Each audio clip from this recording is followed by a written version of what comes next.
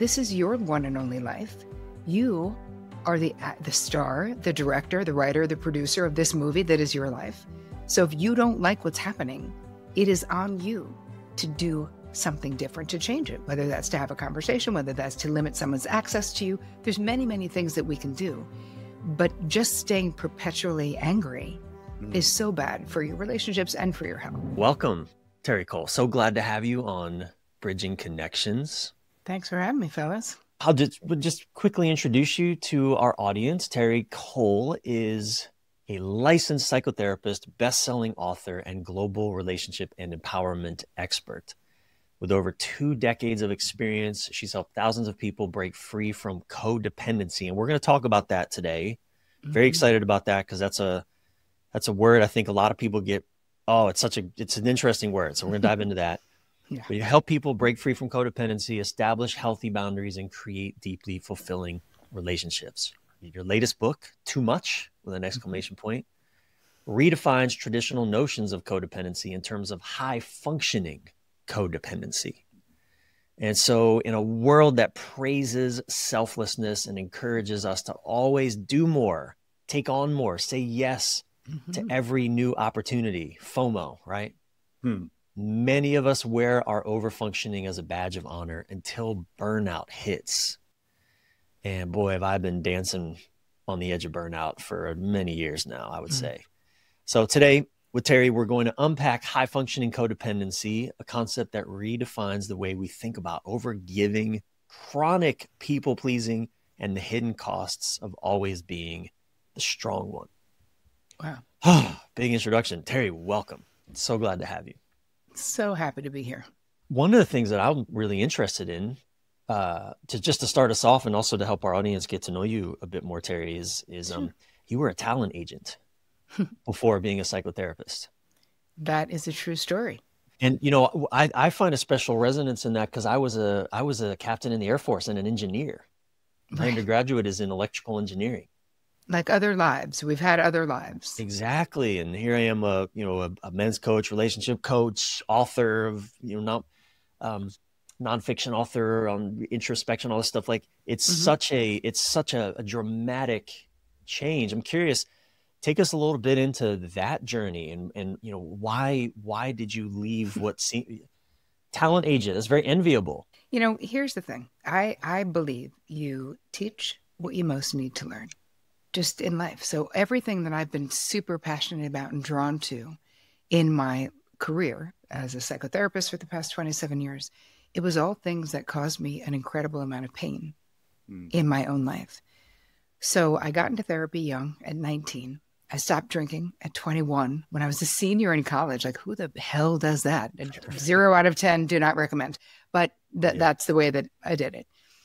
So for me, I was on this therapeutic journey for a long time in my life. And I just couldn't believe it. I couldn't believe how much just introspection, just therapy, just self-reflection, how much I could change my life. Pre-therapy, I kind of thought, and I always was a little bit the same. I was very ambitious, but I was very positive, lover of life. But I kind of thought, okay, this is the hand that I was dealt in this life. And I'm just going to play the shit out of this hand. Therapy taught me that I could be like, this hand, I don't like this hand. I don't like this deck. I don't like this game. I'm creating an entirely new game that is my life. That it didn't matter what came before me. It didn't matter how much. So I think the stopping drinking, because there was a lot of alcoholism in my family of origin and extended family. So I do think that, stopping drinking, having a therapist who was courageous enough. I was in college and she was like, dude, you're an alcoholic. I was like, what? And not only what you're describing as alcoholic behavior, she said, and I defensively said, well, then everyone I know is an alcoholic. And she was like, well, I don't care because I'm not treating everyone, I'm only treating you, and I will stop treating you if you don't seek treatment. Oh, wow. What? Now that should change my life, obviously, because, I was 21 years old. So now I gained this entire decade of eyes wide open, because I think I would have stopped eventually, honestly. because, being an alcoholic takes up a lot of time, gets in the way of a lot of ambition. So I think I would have stopped. But what I gained by stopping so young was my entire 20s with my eyes wide open. How did you know to do therapy that young? I had an experience in college where the school went on strike. Something was happening where I couldn't go to classes, but I was like, there was a huge snowstorm. I went to school in Long Island, my undergraduate work, and I was a doer, and not having stuff to do, I suddenly, for the first time in my life, felt like anxiety and depression and shit that I was like, no, this is somebody else's feelings. Like, I do not feel this way. And so I think my mother was like, maybe they have counselors on campus. And so that's where I found a therapist that I stayed with for 9 years. Wow. She was an intern. She had been a prima ballerina in the New York City Ballet. And so this was like a later in life change for her too, which I'm only connecting that right now, which might have influenced my eventual change, right? Yeah. But I had such a good experience. So I would say that was the longest way around the barn, didn't answer the question at all, but I'm going to get to it. Let's go back to how did I ended up in entertainment. However, I ended up there, doesn't matter. But I was negotiating contracts for supermodels and celebrities. I was LA, New York, bi-coastal. I was running a talent agency. And I got to a point in my own mental health where like I just got too healthy to stay in an industry that was like such a toxic waste site when it came to women, especially when I got into the modeling world. I was like, okay, this can't be great. And it wasn't the models that were the problem. It was the whole way the models were treated and looked at and whatever. And trust me, I spent some time trying to change that system. And then I was like, I better get out of here before this system changes me.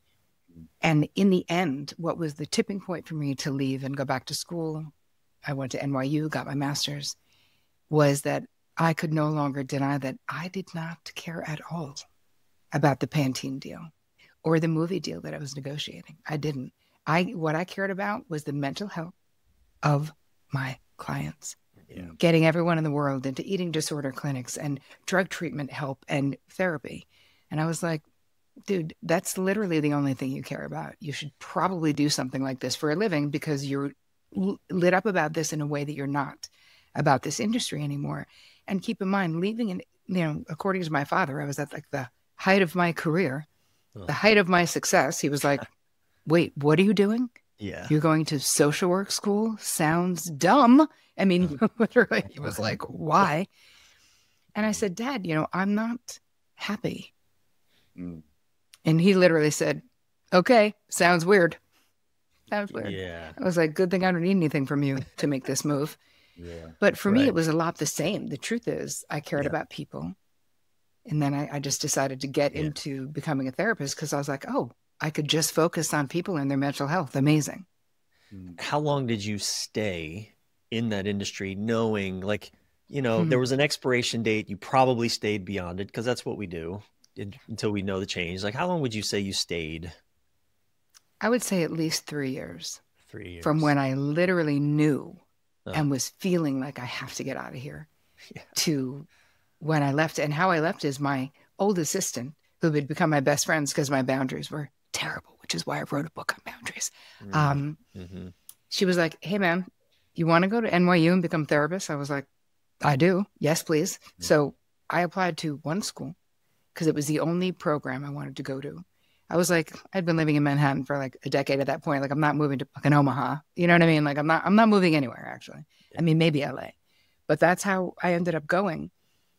And I took one class non-matriculating, and I was like, oh, yeah, I want to do this forever. Whatever this abnormal psych class, yes, let's keep going. And that was 27 years ago. Wow. What about that class did you really lit you up to a point of where you knew that this was going to be the start of a whole adventure for you? What was it that really drew you into that? I think I was just, as I had always been, I'd always been fascinated with people.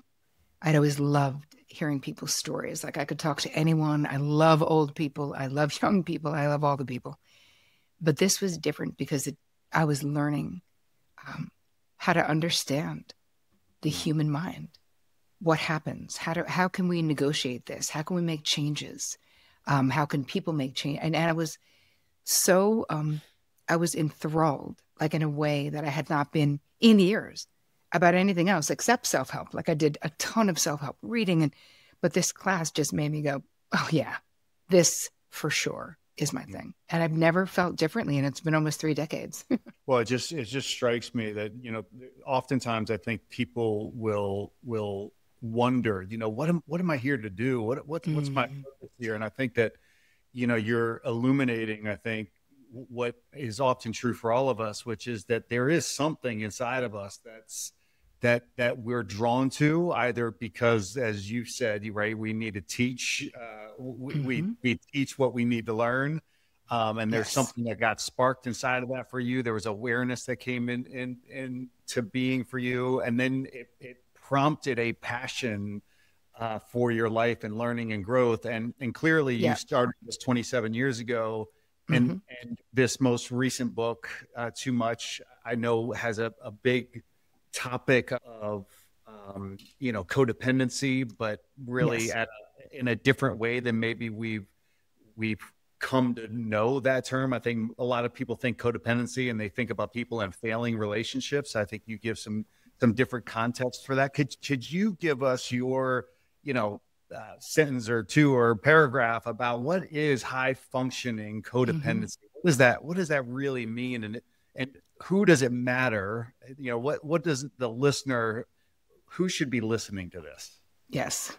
Well, people who are really effing exhausted should be listening to this. People who feel burnt out and underappreciated should be listening to this. People who feel like the people in their life kind of take advantage of them a little bit. People who feel like it's hard for them to say no. People who are doing all the things for all the people, but kind of end up last on their own list. They should be listening. So why did I coin a phrase when we already had codependency? It already existed in the world. Melody Beatty, God rest her soul, wrote the seminal text in the late 70s, early 80s. And so in my therapy practice, I have these incredibly capable women. This is just my demographic, or like high achieving women are my people. And so if I would notice a relationship dynamic that was codependent and I would point it out, they would immediately be like, no, you are wrong, because everyone depends on me. I'm not dependent on squat, Terri. You know this. I'm the rock. I'm making all the moves, right? When something changes, it's because I changed it. Like, no. So that made me know my clients didn't know what codependency was, and that they were being unduly influenced by the idea that codependent only means you are enabling an alcoholic. You are connected to someone who has an addiction problem, that you are the enabler, and that you have an identified victim, an identified patient. And that's basically really never been the actual definition of codependency. But I also noticed that there was this is a different flavor, which I will explain, of codependency, because it was my own personal flavor. So I come by this very honestly and naturally, because it's what I experienced in my life. So what does it mean to be a high-functioning codependent?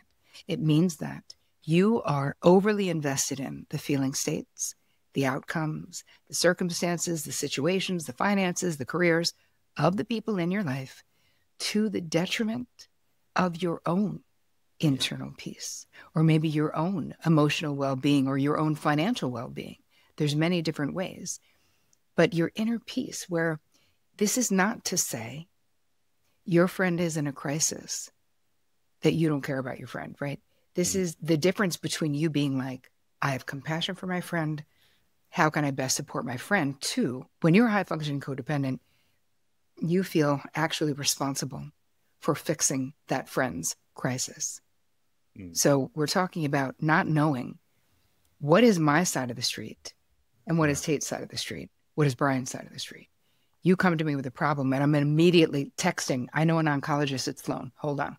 Let me, we get into action and feel responsible for fixing. That's one aspect of being a high functioning codependent. But there's a bunch of, I don't know, is it helpful if we talk about some of the traits, some of the behaviors?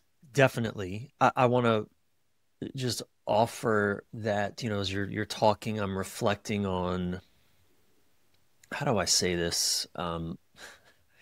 Let's just say an older woman in my life who ran a crisis center for 35 years. Okay, Ooh. we're talking about my mom. Let's just go there.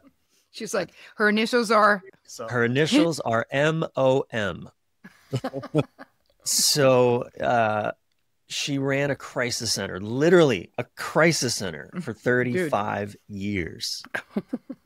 One of the great pains that I've seen, and it's not just with her, but it's with other, women who've been in, mother figures, let's just say, who've been in long-term, decades plus relationships, the way that I've seen them overfunction.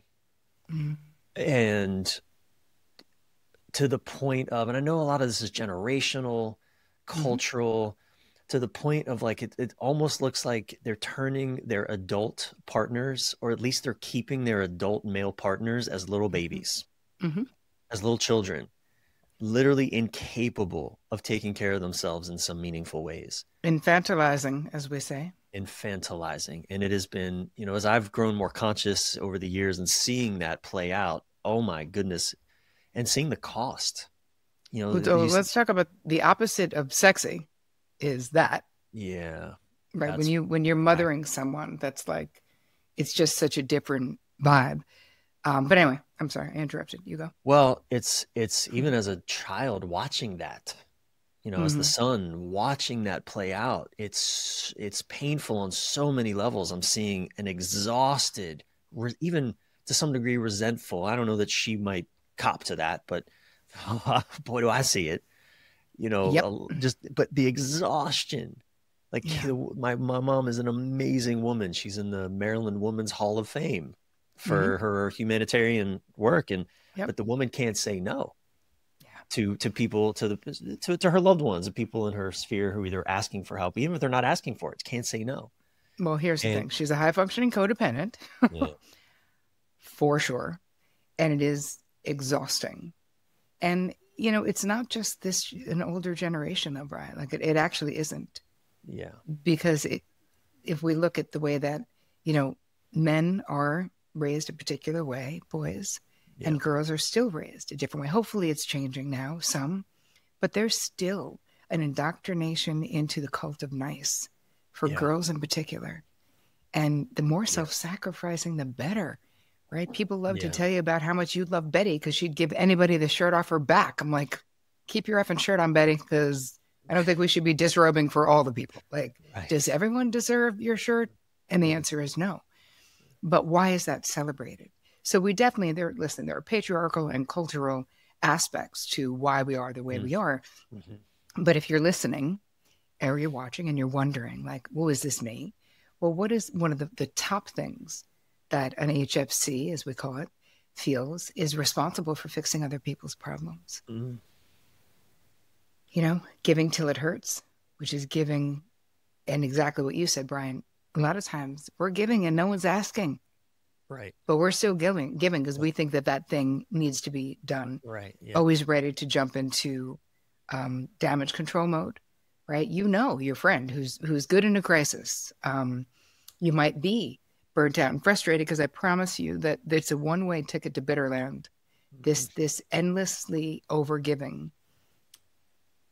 And I think we have to identify that at the foundation, and I'll continue with the traits after, but at the foundation of any kind of codependency, garden variety or high functioning, because with high functioning, the irony is that the more capable you are, the less codependency looks like codependency, but it's still codependency. Yeah. So it goes under the radar, Yeah.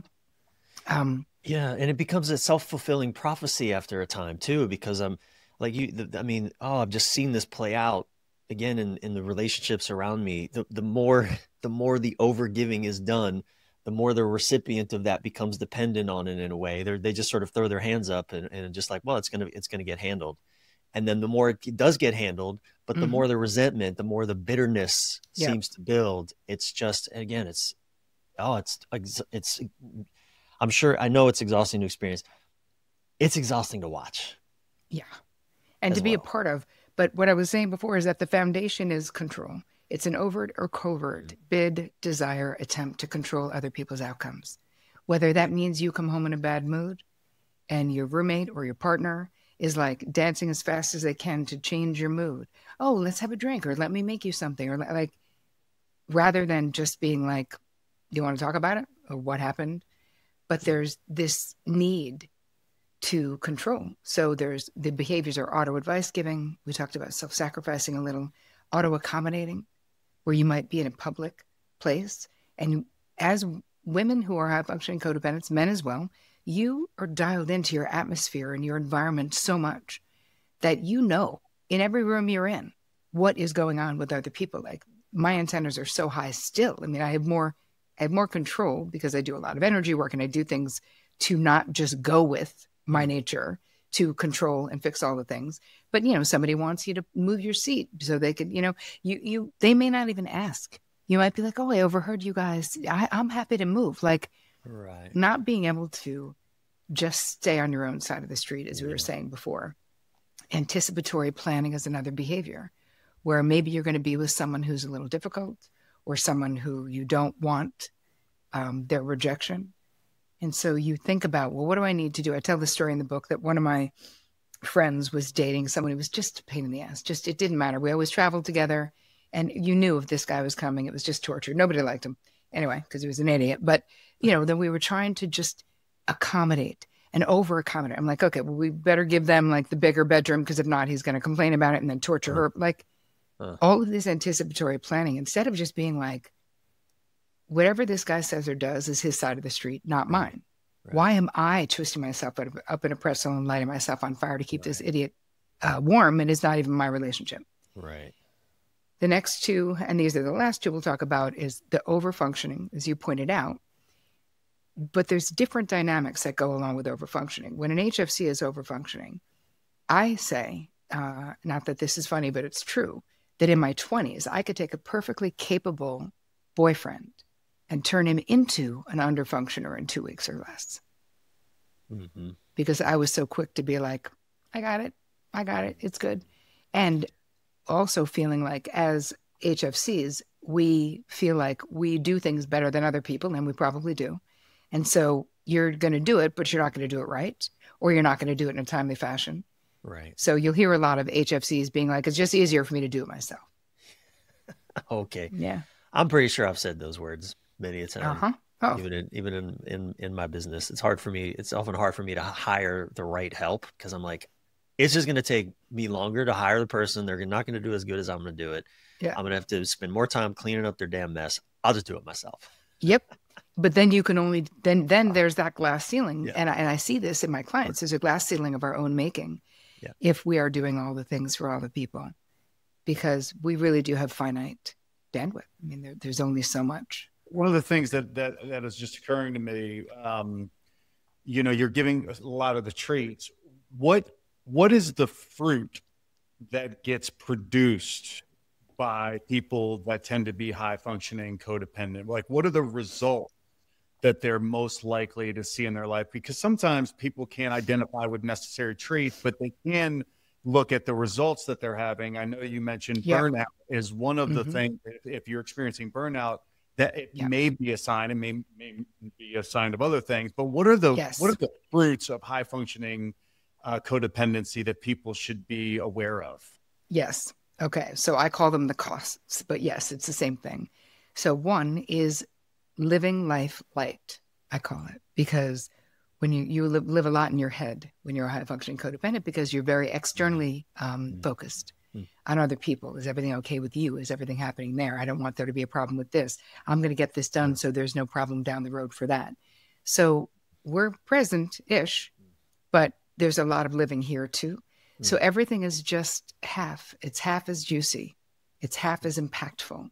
Your relationships are half as deep, because you can't, you know, there is a cost to not being present, because when you're ruminating, you know, fearfully about the future and trying to not let things happen, you're not fully present. Burnout is a real thing because of the level of overfunctioning, especially with the women in my crew. I have a lot of nurses and psychiatrists and psychotherapists and doctors and people who just tend to go into these careers that were exactly what you said, or a hotline, where there's an expectation of everything is an emergency. Like it actually is life and death a lot of times, there's a cost to your health. So what do I see all the time?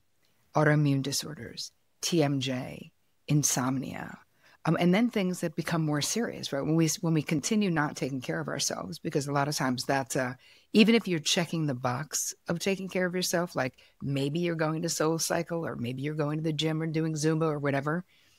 But if your nervous system is dysregulated a lot of the time, which is true for a lot of HFCs, that takes a toll. Having too much cortisol blasting through your system, too much adrenaline blasting through your system in this attempt to control all the things that we actually don't have control over, that is really bad for your health. And being angry, like the low grade, feeling resentful. Yeah. A lot of times it's like this, low key aggro, like you just can't wait for someone to like cut you off in traffic so you can like explode, because you're almost always on the verge when you are doing too much and not prioritizing your own wants, needs, and desires. And lastly, cost-wise, we'll talk about not being known, right? Because if you are a high-performing people pleaser, a lot of times that means we're saying yes when we really want to say no, which when you really think about what that is, that's really giving corrupted data to the people in your life about who you are, about what your preferences are, about how you feel about things. And I've had lots of women in particular come into my therapy practice in their 6th or 7th decade of life being like, okay, kids all went to Ivy Leagues. I'm on the board of these things. I go to SoulCycle. My husband and I travel, blah, blah, blah. We have money. Can I ask you, is this all there is? Because my life feels really empty. And I'm like, yeah, because you built it on checking boxes that someone else constructed, taking one for the team endlessly, and nobody knows who the fuck you are. And that will create an existential crisis. Yeah. Yeah. Well, when you're sharing that too, I mean, just, what leapt out at me as you shared that last piece, which I hadn't really considered too. It's like, and I know also women are what's the word, socialized, programmed to say yes, even sexually, to say yes when it's really a no. Oh yeah. And especially in marriages and relationships, but and the cost of that. I mean, you just thinking in those terms, like, I mean, you almost have to numb yourself out so that you can do the thing you don't really want to do. Yes. And it's funny, I write about this concept that I created called shadow addictions. And I write about it in this book, and I wrote some about it in my first book as well. Because we're too high functioning to like be like a full blown alcoholic, most likely, right? Like so there's a certain amount of control, but these shadow addictions, it could be falling into a Netflix hole. It could be weed gummies. It could be drinking. It's a way of not dealing with the things that we don't want to deal with. I had this experience during the pandemic that one of my clients was drinking a lot, but so was everyone who drinks. So I knew there was a situational thing, that there had been an uptick in all my clients, gummies, weed, but it wasn't, I knew this person for a long time, and I knew she wasn't an actual alcoholic. I knew there was a circumstantial thing. And so she was like, listen, I don't want to drink during the week, so I really want you to hold me accountable. I'm not going to do it. So she kept failing. She kept being like, I didn't even make it to Tuesday. I'm like, okay. And then I was thinking, all right, so we're going about this the wrong way. We need to figure out what is the deal. And I gave her these, what I call the secondary gain questions, which is, I just flat out said, what do you get to not face, not feel, or not experience by numbing yourself with alcohol every night? And she just spontaneously said that my marriage is over. Ooh. I was like, oh, we should be talking about your marriage then, and not you controlling your drinking. So I feel like it is a way of avoiding what's really going on by numbing, because we're so exhausted or because we're resentful, Bryan. I agree. Yeah. Well, I'm reminded that Gabor Mate says that profound thing about addiction. Don't ask why the addiction, ask why the pain. Yeah. And I hear you Thank asking you. Same question similarly. Yeah. Yeah. Right. Don't ask, why am I numbing out? Why am I turning away? Ask, what am I avoiding? Exactly. Because that's where the answer is. Right. right? The answer is in the thing we have to turn around and look right at what is actually happening. Another thing that HFCs or anyone who's high functioning in this way, what we don't think about is the cost to other people, right? Like, how does our behavior, well, you brought it up before, like, how does infantilizing your partner impact them? It's not great. Yeah. Safe to say, it's not great for their self-esteem because nobody wants to be managed. So if we're auto advice giving all the time in our relationships, if we're fixing, because let's really break down what is the real flex when it comes to love, actual love. It's not fixing someone's problem. It's actually being willing to be in the foxhole with someone during the dark night of their soul and not fucking fix them, to be compassionately witness, ask, hey, babe, how can I best support you right now? Rather than, but I'm here. Like, I'm willing to be here even with the messy bits of where you are in your life. And when you're a high functioning codependent, that is really hard to do because someone else's pain is super triggering to you. Well, and we won't go down this rabbit hole, but Tait and I in our work with men, and we have a program we call Elevate Your Relationship, where we help men do relationship better, intimate relationship better. And one of the models we work with is the Cartman drama triangle. Mm-hmm. The savior, was it the savior, victim, persecutor triangle? Yep. Mm-hmm. Yeah, and I'm you're giving language to because I'm hearing, the high functioning codependent is just savior, saving all day long. Yep. And what we teach is the way out of saving is to learn how to support, right? Mm-hmm. Or in our men's work, what we say is we serve, we don't save. Mm. Yes, I love that a lot. And I feel like that's also what women want. We want to be seen, mm-hmm. right? And I will be a guest in your men's group anytime, my friends. I would love to help anybody. Thank you for that. And yeah, Tait, that's something that, you and I've talked about, bringing in guest teachers and speakers. And yeah, thank you for that reminder, Terri. I definitely think that's a rich opportunity. Terri, one of the things that just comes up for me, and I'm ignorant enough to know that I'm ignorant about this, but it's hard for me to distinguish in some ways. Like my wife is a burnout coach. She works, 90% of her clients are women. Right. And I get that the vast majority of your work is with women. Bryan and I have transitioned recently out of the podcast called Men This Way into Bridging Connections, the name of this podcast, because we know that there's so much that all of us are experiencing that are living in the shadow that we don't know how to navigate necessarily. But women and men are experiencing different things in the world. I think about how the vast majority of the women that I know are the connective tissue of their families. They are my wife is the one that is scheduling the social experiences for us. She is making sure that all the family is connected around things. And she is, that there is something inside of the more feminine partner that has a tendency to be the most connecting force in our society, right? Both locally and globally. And so how do you distinguish, given the fact that the majority of your clients are women? And, one of the things that I have a tendency to bristle against, right? I stopped drinking back in 2003. One of the things that I have a tendency to do is to bristle at labels, right? High functioning codependent, for me, there's a part of me, and my guess is that there are some people out in the world that they don't like the label of things, but they were trying to bridge a world between, there is even in worlds, I know I'm going in a bunch of different places here, but we know from, I think, a McKinsey report that just came out on women, even when women have a more successful job, they tend to also be the person that does more of the housework than the men in the relationship. Yes, Tait, that is accurate. So there is something inside of the DNA of women that is that whether or not they can be labeled as HCF or not, they're like, to the women that are burning themselves out, that are overextending themselves, what message do you have for the person that's unwilling to necessarily label themselves as an identity, Mm-hmm. but knows that she is at her wit's end? Yep. What's your message to a woman listening that doesn't want to be labeled? Well, don't be labeled, because all that matters is your experience. All that matters is how you feel. If you're burnt out and tired, then listen. That's it, right?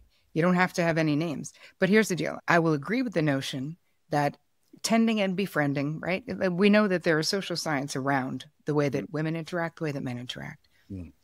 I don't think that women doing all of the emotional labor in a household I don't think that's a DNA thing. I think that's a patriarchal thing. I think that that's an agreement thing. I think that's a silent agreement in relationships thing. So I feel like what I suggest for people to do in relationships where they want to have more equity, right, is, first of all, what you said is true, Tait. In my marriage, in your marriage, in yours, sometimes someone does something better. I plan all our travel because my husband would just be like, I got us tickets to LA. They were $14,000 each. Yay. Like, he would have no idea how to do it. Well, he doesn't even try.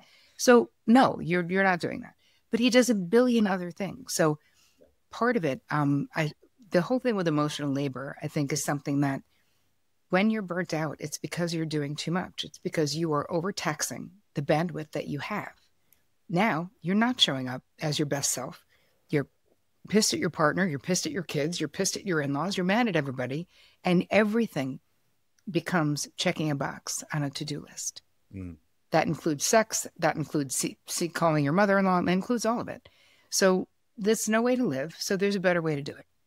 I want you to, and this was something that was in a Marie Claire article in 2017. I forgot the lady's name, but we will find it. You can put it in the show notes. Anyway, talking about emotional labor. She and her husband were both engineers, and he was working from home one day.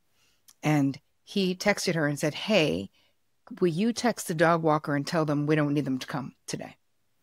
And then she realized, she was like, okay. So she did it. But she was like, why the fuck am I the only person who knows the dog walker's number and every other number that's important to this household to keep it running and every other thing? Like, why? And so she decided, she was like, you know what? The next day she came home, she had a whiteboard and she wrote out everything that she did and everything that her partner did, like to keep the ship of their life running, right? They had a dog. I don't think they had kids at that point, but anyway. And she had like 400 things and he had like 30. So when he came home from work, she was like, hey, I've been thinking there is an inequity here at home and I'm really finding myself becoming resentful and I don't want to be. So this is where we're at. You can choose X number from this thing. You know, are you willing to make it more equitable? He said yes. And they figured it out. So you can have these conversations in your life. I think that women need to look at their desire to do it all. Right? I'm not putting this on partners and being like, you're making them do it all. Yeah. The problem with doing all the things for all the people is that this is habituated behavior. You know, sometimes on the interwebs, people will say to me, well, maybe I'm just nice, Terri. Everything about that, everything that I just want to do. I'm a helper. I'm a lover. I'm like, no, man, because if you can't not do it, it is a compulsion. Like any other compulsion. Yeah. So we're talking about two different things in this conversation. One is emotional labor, and I feel like there's a way to make that more equitable. You just have to have hard conversations to do it. Yeah. And the other is really looking at, is your helping of others, first of all, is it infantilizing them? Is it inspiring them to underfunction? Is it creating this learned helplessness in your relationships? And you have to look at, why are you doing it? Are you doing it compulsively? Do you have any choice? Is there a moment that you could go, oh, that's really not my side of the street? Yeah. They should do that themselves or whatever. One of the things that I just love about what you've just shared is, this commentary around resentment, right? Mm-hmm. The ways that you just described it, which I really love, is the responsibility of it, right? What you're talking about as of resentment, I think there's two different ways to look at resentment. One is to write down all the resentments and believe that the person responsible for those resentments is the person that you have the resentment with. Yeah. And the other is to write a list of resentments and to look at what are the ways that you can take responsibility for them. And we know that you illuminate in your books is how resentment is really a red flag, that it can be a guide. So how do you, what is your commentary to the person that maybe out of instinct wants to make the resentment about the other person, versus how they can really take it on, not in a way that creates shame or guilt or, upset directed at the person in the mirror, but how can you really leverage that as a tool? Yes, I love that so much. Because here's the thing.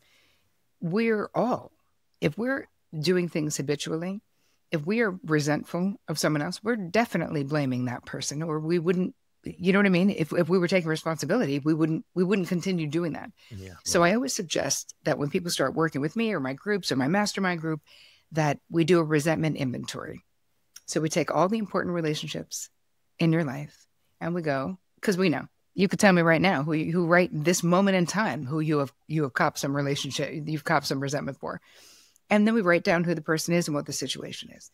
So let's say I'm resentful of my sister. This is one that I put in my first book because it was true, that I lived in the city. She had a key to my apartment. I was resenting her because she would come and borrow shit and not tell me. And then I would be looking for something that wasn't there because it was in her friggin' apartment.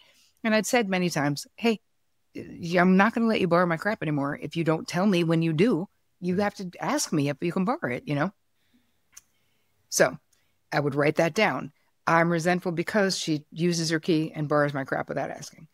Then we move into, what is my 50%? My 50% is that I've been threatening to take away her key, but she keeps doing the offensive thing and I keep not taking away her keys. So I need to either have a more serious heart-to-heart with her, because sometimes I would do it with humor to make it lighter, but like she didn't take me seriously. So we kind of figure out, what do I need to do? What is my 50%? Oh, a lot of times your 50% is not saying anything, being like, well, they should know. Yeah. No, that's just an excuse to not have to have the conversation. And whether they should know or not, I don't know, but that's not even the point. The point is, if you have something to say, you need to be the one who says it. And then you go, all right, what would be the corrective action that I could take? And you guys, if you're listening to this and this feels sort of confronting, you don't have to take any corrective action today. All we're doing is raising your awareness around, where are you resentful? And what is your part in that? Because once we get to that, it makes it so much easier to go, oh, I'm going to have a conversation with her, or I'm going to get the keys back, or whatever. I'm going to take action, because that is taking responsibility.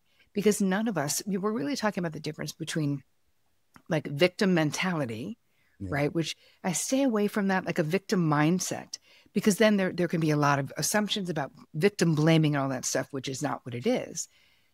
But the bottom line is, a victim mindset is that it's everyone else's fault. Yeah. And here's the thing. This is your one and only life. You are the star, the director, the writer, the producer of this movie that is your life.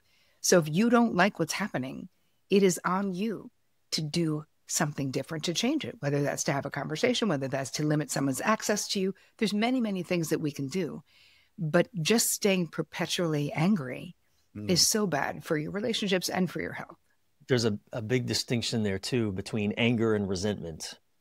And I think of this teaching story Bryan Tait tells about walking into a yard where there's a dog and the dog bites you. Okay, the dog bites you. And maybe I can be angry at the dog for biting me, although, dogs bite. So, but anyway, you be angry at someone for hurting you. Fine.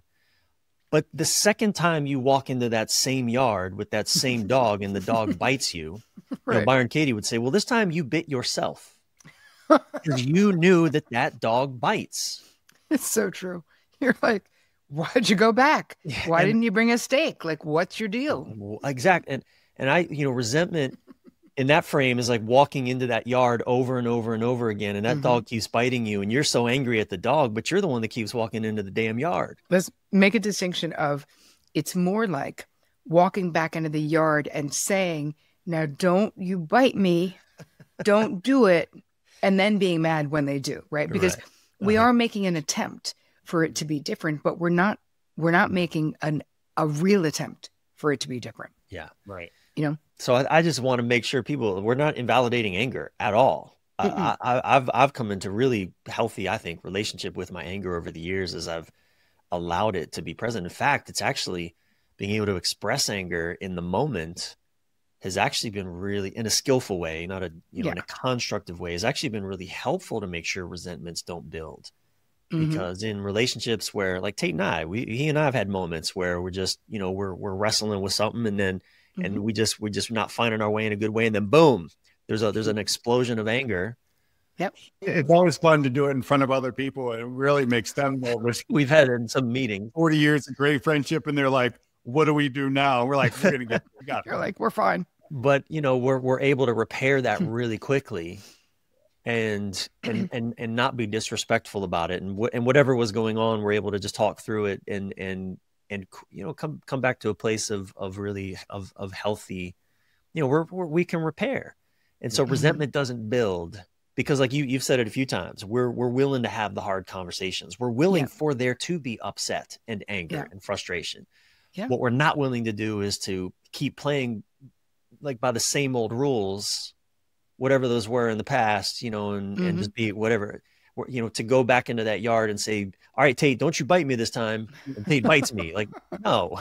Right, exactly. All right, I didn't mean to make you the dog in this situation. Yeah, thanks. For that. Thanks, Phil. We were just talking about his emotional labor, and we're having this beautiful conversation about resentments. One of the things that you also talk about really powerfully is related to boundaries. You talked about how boundaries are really the bridge to real connection.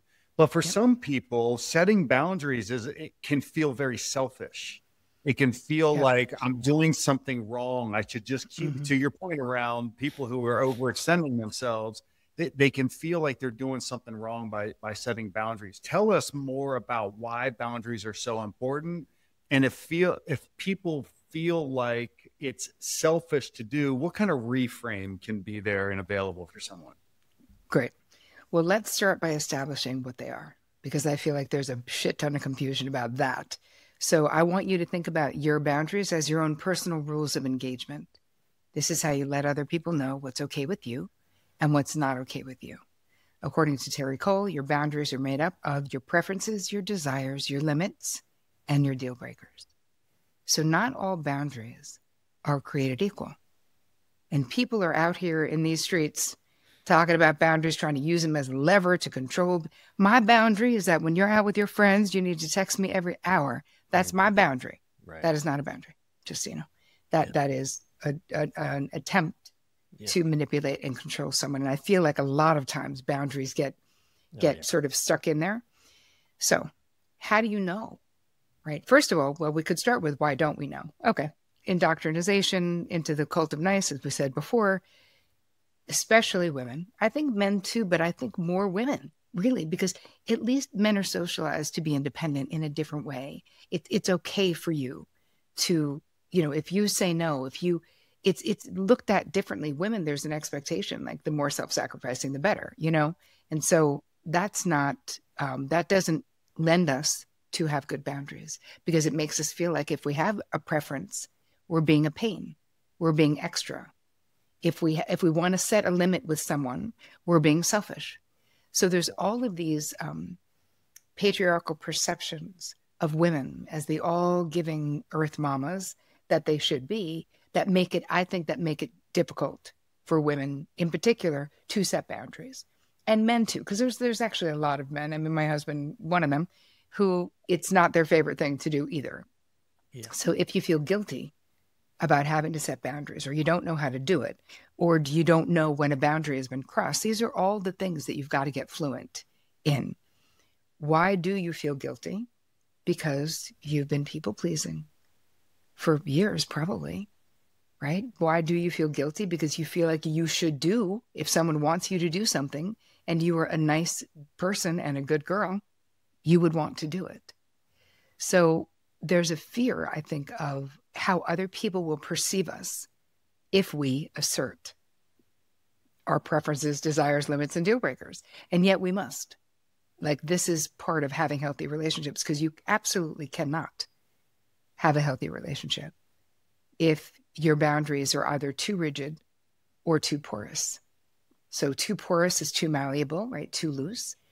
Too rigid, this is where there's a lot of control that comes in. Someone with really rigid boundaries is more likely to ghost you than tell you that you hurt their feelings, right? There's more, it's just like an extreme, reaction to things.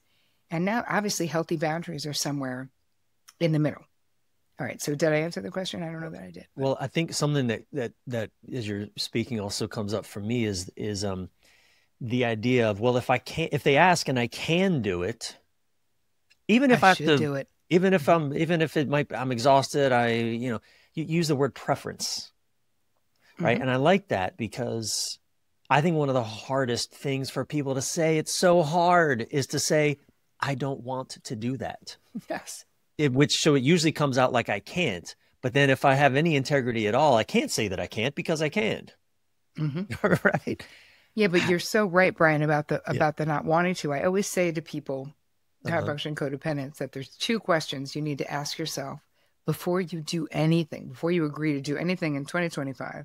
Number 1, do I have the bandwidth to do this without becoming resentful? That's the first one. Number 2, do I even friggin' want to do it? Like, do I? Yeah. Because so much of the time, exactly what you said is true. We feel like, well, my friend wants me to do it. Yep. If I'm a good person, I will do it. I'm not busy on Saturday and she needs help moving. I should do it. Right. And my feeling is you need to check in. Yeah. You need to prioritize how you feel. Sometimes that means we must learn to disappoint other people. Yeah. It's okay. Nobody dies when you disappoint them. And if you're never disappointing other people, I promise you, you are self-abandoning a lot. Because those are the only 2 things we're doing, right? It's like we're doing what other people want us to do, or we're prioritizing what we want to do. And with people who you have close relationships with, you want to make a distinction between, having a right. It's okay to say no to someone without writing a dissertation on why you're saying no. Yeah. And I think that we want to make the distinction between adding context, right, to your no or to your limit or your boundary, which is letting someone else, you're telling them more about the situation because you want to be more deeply understood, and convincing. So providing context is one thing, but convincing them that it's okay that you're saying no, or that you want their approval to say no, or that you have a right to say no. Right. We want to be really mindful that we're not doing that because of course you have a right to say no. And I do see, at least again, just anecdotal in my own personal experience, I see that, certain women in my life, I'll say it like this. I remember reading research a long time ago that men and women, we all lie the same amount, but we lie for different reasons. Men, we tend to lie to look good, to keep status, to look good. Women tend to lie to save relationship. Mm-hmm. And what you're talking about, the convincing, I see a lot of that. I can really see that, how, again, just anecdotally in my own experience, I tend to be way more direct when I'm saying no, whereas some women I know, I'm just trying to keep it general in case these women listen to this. Don't say MOM again. It's not MOM. And I'm not going to say WIFE either. They really care for the relationship and want to save the relationship and make sure that the people that they're saying no to, feel loved and cared for. But it's, boy, what a fine line it is to, tipping over into, it's so, you can see, so tempting to tip over into resentment because, I think what you're talking about is, well, let's actually maybe take this tack, because you talk about self-consideration as the new self-care. Yeah. Let's talk about that for a moment. I'll unpack that for us. Well, self-care and self-love, like we hear this all over the interwebs, right? Out in those streets. Yep. It just feels like, so is self-care at getting a mani-pedi? You know what I mean? Right. Take a bath. Exactly. Take a bubble bath. You're good. It's not that, right? So self-consideration is just a bigger umbrella, which is really when you ask those 2 questions we just talked about. Do I have the bandwidth to do this without becoming resentful? Do I even want to do it? Mm-hmm. That is an example of self-consideration. It's not just, am I getting sleep? Am I hydrating? It's, am I protecting my bandwidth? Am I tending to my nervous system? Right? Am I taking care of myself? And am I resting when I'm tired? Am I saying no to things when I really need a weekend to myself? I want to say one other thing, though. May I? Please. About when we talk about the boundaries, you knowing your preferences, your desires, your limits, and your deal breakers. It's not enough to know them. You have to know them and then be able to assert them, say them when you so choose. So therein lies the rub for most people, is they just don't know, that they're not fluent in the language of boundaries. They don't know what to say. They don't know how to say it. But going back to your preferences, your desires, your limits, and your deal breakers, they don't just make up your boundaries. Those are the qualities that make you uniquely you. So they're so important. Like, your preference is important, even if it feels like it isn't. And for women, we've been indoctrinated into this idea that the less I care about things, you know me, no fuss, no muss. I'm easy breezy, whatever you guys want to do. And it's like, don't do that. Your preference, like, to whatever you want to eat, to whatever you want to spend your time doing, actually matters, because the more we share our preferences, the more the people in our lives know us. So you don't end up in your 7th decade of life having an existential crisis and loneliness, Yeah. I think, what I'm hearing too is like, we're seeking balance, right? It's not about throwing relationships under the bus so that I feel good all the time. It's really about balance and tolerating disappointment. I remember years ago, this distinction was a revelation to me, because I never wanted to appear selfish. I don't want to be labeled a selfish guy. And I remember I had this revelation, like, wait a second. The only people who are going to be angry at me for being selfish are some selfish fucking people. Totally. Because if I'm taking care of myself, like, I know that it may not always make the most popular choices, and I can surely lean in the direction of relationship maybe, and more, but that's my stretch. But the people that are really my tribe, and they want me to do what feels right to me to do. They want for me what I want for myself. And you know who's never worried about being selfish? Selfish people. Right. Right? Like, they don't care. They don't care. Well, one of the things that my wife has been so helpful with me thinking things through is, what we're talking about certainly is the external impact of the choices that we make, whether or not it's to offload some of the things that we're doing on a regular basis, or to do self-care in lieu of extending yourself too far. So, you've used this term resentment, and the opposite in many ways. So she has this distinction about practicing the opposite. So rather than practice what we normally do, which is to do the things that would have us feel resentful, the opposite of that is to do the thing that we think might make us feel guilty. I didn't do that thing that somebody wanted me to do. I didn't take care of them. I took care of me. And so part of, Bryan, your point around finding balance is to be willing to feel the opposite of the emotions that are there. And so choosing to feel guilty rather than feeling resentment is a pathway into balance sometimes. And, staying at home and doing what you wanted to do rather than what somebody was expecting you to do, or asking your partner to take on more of the load because you're at your wit's end and you need more equity and you need more balance and you need more partnership. I just plant that as a seed, because my wife has been so helpful to me and the women that she works with about practicing some of the opposite emotions. If your root is to feel more guilty, well, maybe you should choose more resentment, right? Right. But if your tendency is to feel more resentful, then maybe practicing the feeling of guilt and trying that in your body to rather than being afraid of it, to actually embrace that might be really helpful. I love that, Tait. I also think that we can encourage people to question their guilt, because so much of the time guilt is a habituated emotion where when you really think about it, you're like, why do I feel guilty about that? Like, I literally did nothing wrong. Correct. And again, we could feel guilty because someone else is upset. Right. So what we're not really feeling, we're misidentifying a lot of times guilt as the feeling. But what the feeling really is I don't like that that person is upset with me. I'm afraid to be rejected. I'm afraid of their anger. I'm afraid of their judgment. Right. And now when we can properly identify it, now we can actually deal with it. Right. It was rooted in childhood. I didn't succeed, didn't perform in the way dad wanted me to. He let me know it, and that hurts. And I don't want to, again, that subconscious, old childhood stuff. So yeah. Oh, such a juicy conversation, Terri. For someone who's listening right now, who's, running on fumes in this way, always helping, always fixing, never really feeling at peace, like what's one small shift they can make today to start, reclaiming their time, their energy, their vitality? Well, I have a gift, so they can download the gift. It's free.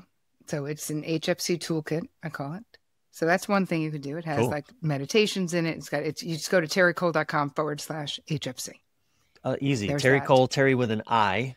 I'm Bryan with a Y. You're Terri with an I. That's right. Cole, COLE.com/HFC. And we'll put that in the show notes. Correct. But what you can do right now is I'm going to ask you to really question. If you're someone who feels overly guilty when you do things for yourself, I want you to ask some questions like, how is this familiar to you? Where have you seen this before? Just journal and start to understand, because a lot of times we're having these experiences, like so much of the HFC-ness and all of these behaviors. We have modeled behaviors. We have downloaded blueprints, right? We have these experiences that are these paradigms that are in our unconscious mind that tell us this is the way a woman is supposed to be, a man is supposed to be, relationships are supposed to be, or whatever. And I want to just encourage you to question whether those things are right for you. Like, you can build the same way that I changed my life. Anyone can change their life. You can decide that relationships can be different for you, even if your parents or your caregivers had a particular style of relating. So that's where I would say to start, is to just question and journal. It reminds me of that other old teaching story about the woman who used to cut off the ends of her turkey to put it in her oven on Thanksgiving. She didn't really know why she did it. You ever heard this story? No. Just a little silly little teaching story. She would cut off the ends of the turkey. I don't know how you do that on a turkey, but anyway, let's just, for the sake of this story, she cut off the ends of the turkey to put it in the oven. It's a ham story, but that's okay. It's fine. Okay, let's make it a ham. That makes more sense, because I don't know how you cut off the ends of a turkey. Ends of a ham. And, one day someone just asked her, well, why do you do that? She said, well, I don't know. It's what my grandmother did. And, well, you investigate closer, and her grandmother had a smaller oven. She had to cut off the ends of the ham. Yeah. And this modern woman, she has a big oven. She doesn't have to cut them off, but she's doing it because that's just what she learned. Yes. That's actually a perfect illustration for these repeating relationship realities that we find ourselves in. Well, Terri, I'm so glad that we got this chance to finally dance in this way. Thank you guys for what you do. I love it. I really mean it. I want to come in and let's do something fun with one of your groups. Let's do it. I would love to be with a group of men. Thank you for making that offer and invitation. Tait and I will talk about that. I think that's a great idea. I would love that. And I think we've already told our audience where they can find you to download that tool, but just terricole.com. Is there anything else that you want our audience to know about? I have a podcast myself that I've had for 10 years called The Terri Cole Show. I have an amazing community that people can join very reasonably. Just go to terricole.com/TCM for Terri Cole membership. I hang out most on Instagram. I'm just at Terri Cole. Yep. So say hi to me on the interwebs, people. I would love to communicate with you. Terri, thank you so much. What an incredible conversation. Super grateful. Thank you, Terri. Thank you.